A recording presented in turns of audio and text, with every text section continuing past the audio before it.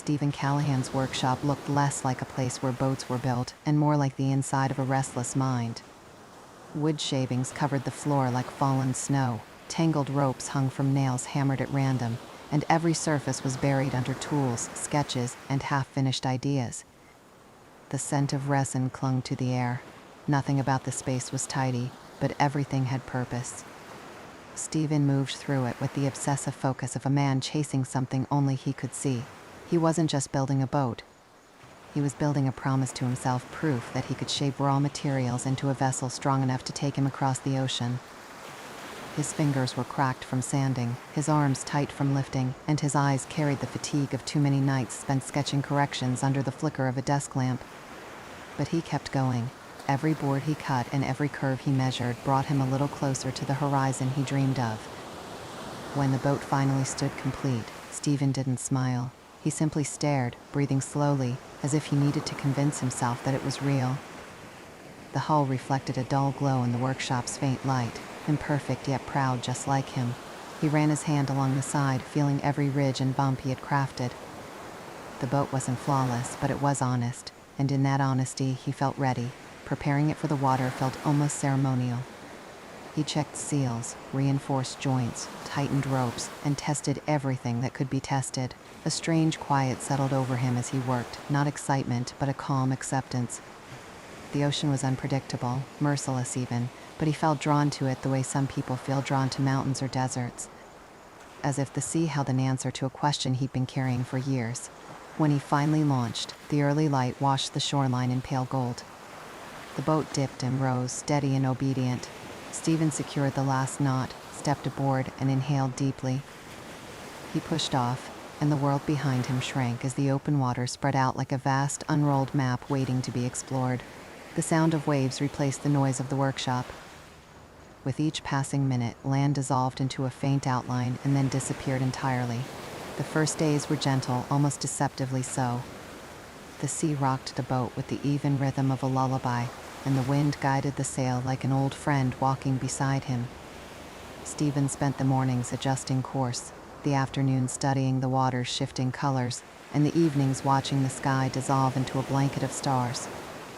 He felt small but not powerless, alone but not lonely. This was exactly where he had wanted to be, but the ocean is never one thing for long. It started with the wind subtle at first, then sharp. Stephen noticed the change in the air before he saw the clouds. The horizon darkened like a bruise spreading beneath the skin of the sky. A wall of clouds rose steadily, swallowing the bright blue behind it.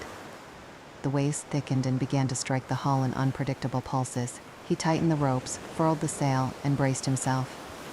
His instincts told him this wasn't a passing squall. The storm arrived like an ambush. Winds tore at the rigging, rain lashed at his face, and the swell of the water became violent. The boat bucked under him, groaning with each impact.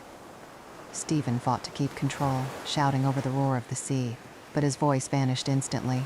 A sudden explosion of sound and force hit the hull. Something collided with the boat.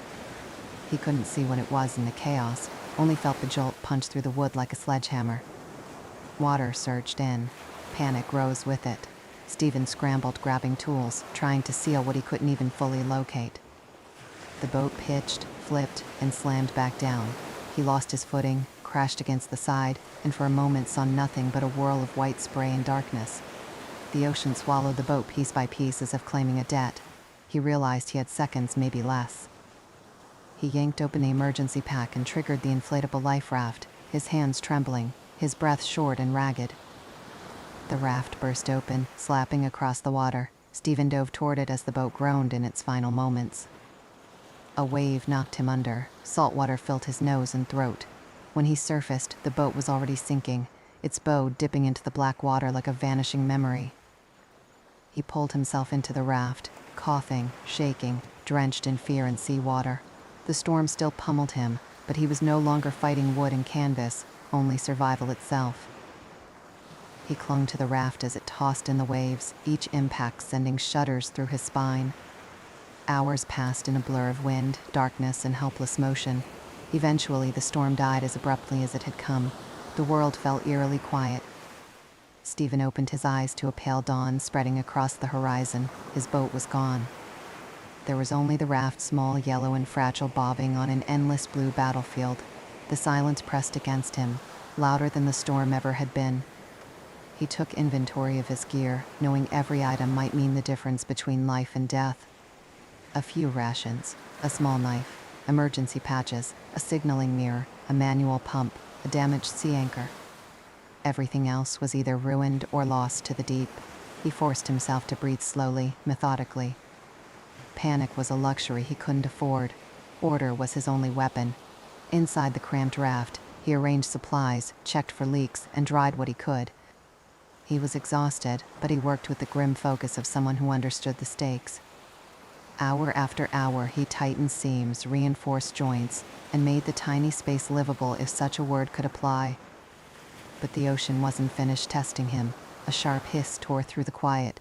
The raft was leaking, a fresh puncture. Stephen felt a spike of fear, then anger, then a cold determination.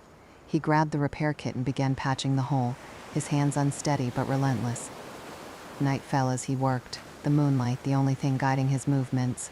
He stitched, sealed, pressed, pumped, anything to keep the raft afloat for one more hour, one more night, one more sunrise. By the time he was done, exhaustion felt like an anchor dragging him down. His muscles trembled, his lips were cracked, and his throat burned with thirst.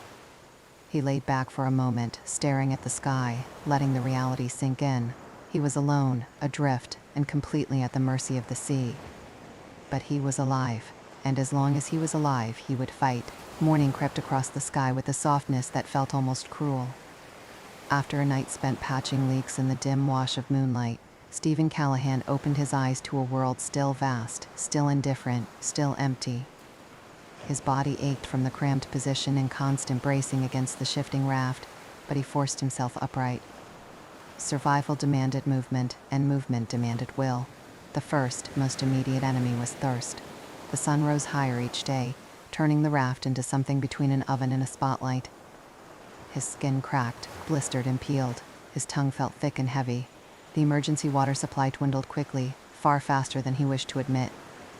So he set to work building a rain-catching system out of plastic sheets, cords, and anything else he could salvage. It was clumsy, maddeningly unstable, but it worked well enough to give him hope. Each drop of collected water felt like a miniature victory, an affirmation that life could continue, at least for a while longer. Still, water alone wouldn't keep him alive. Food was the next challenge.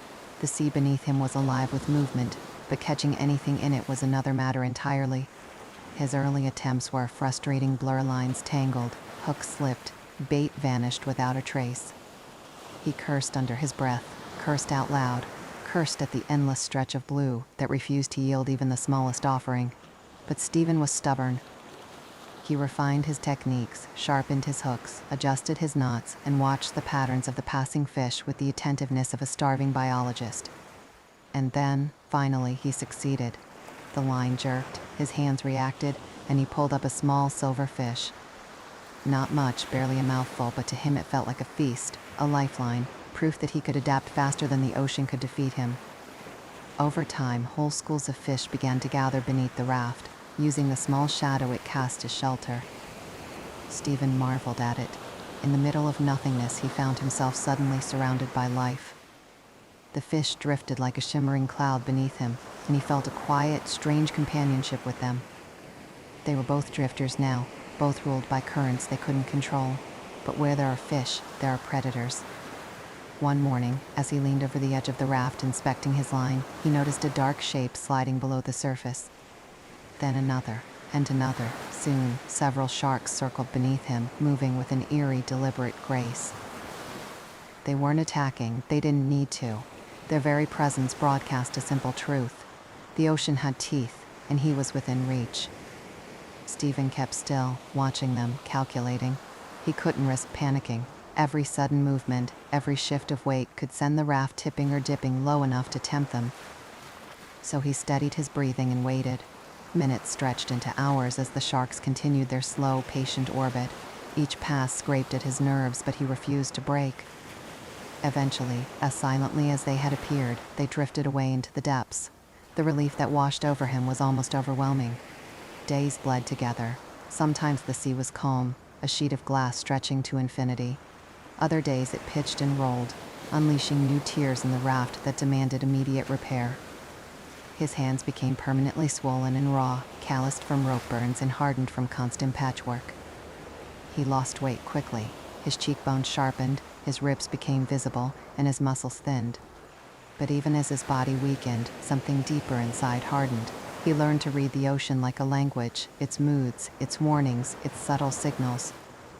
He learned to sit still for hours, conserving energy, listening to the raft's breathing, letting the sky and the water tell him what was coming. When clouds gathered, he prepared for rain. When currents shifted, he adjusted his expectations. When silence hung too heavily, he braced for a storm. And then, one morning, a miracle, he saw a bird. It was so simple, so small, just a flash of wings skimming low over the water, but to Stephen, it was an explosion of hope. Birds meant land. Birds meant life that relied on more than the open ocean. Birds meant he wasn't drifting in circles, he was drifting towards something. He sat up straighter, heart pounding, watching the small shape until it vanished into the bright haze. For the first time in weeks, he allowed himself to imagine survival.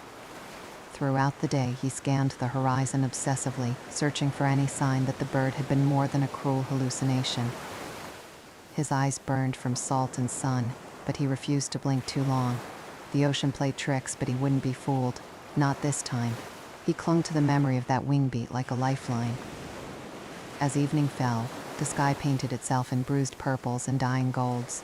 Stephen's breath caught. Far away, barely distinguishable from the line separating sea from sky, he saw a shape. Angular, unnatural, solid. A boat. At first he didn't trust it, he'd hallucinated before. He blinked hard. The shape remained. Slowly, painfully, it grew clearer. A fishing vessel moving steadily across the horizon. This was real. This was happening. Adrenaline shot through him. His entire body, weak and dehydrated as it was, surged with purpose. He grabbed the signaling mirror, a small square of polished metal he had protected like a treasure. He angled it toward the sun, positioning it with trembling hands. Light flared, bright and sharp. He flashed the signal again and again, praying it would catch someone's eye. Nothing. He shifted, tried again. His hands shook violently. His throat made a dry sound that might have been a sob or a laugh, he couldn't tell anymore. Then the boat turned, slightly, barely, but undeniably toward him. He screamed for the first time in weeks, a raw, broken sound ripped from somewhere deep inside. He signaled again, nearly dropping the mirror as emotion overwhelmed him. The vessel grew larger, closer, clearer. He could make out figures on deck, pointing, shouting, moving quickly. The raft rocked as the boat approached, sending waves slapping against its sides. Stephen braced himself, gripping the edges tightly. Hands reached down, voices called out. He couldn't understand the words, but he understood the meaning. He was saved. Strong arms grabbed him, lifting him from the raft like a fragile relic. His legs buckled when his feet touched the solid deck. The sensation of stability felt foreign, almost unreal. For a moment, he simply knelt there, breathing the scent of diesel and salt and humanity. Tears blurred his vision. He had survived 40-plus days alone on the ocean in a raft barely big enough to sit in. He had endured storms, hunger, dehydration, despair, and the constant, suffocating uncertainty of whether any of it would ever matter. But now, surrounded by voices and hands and life, he finally understood something he hadn't allowed himself to believe. He had won. The ocean had tested him, broken him, reshaped him, and released him. And Stephen Callahan, battered and skeletal but unbowed, rose from the deck with the strength of a man who had seen the worst the world could offer and refused to let it claim him. His journey wasn't a tale of luck. It was a testament to willpower, resilience, and the fierce, stubborn instinct to survive against impossible odds. And as he turned his face toward the sun, feeling its warmth without fear for the first time in weeks, he knew this moment, this breath was the one he had fought for all along. He was home, or at least finally on his way.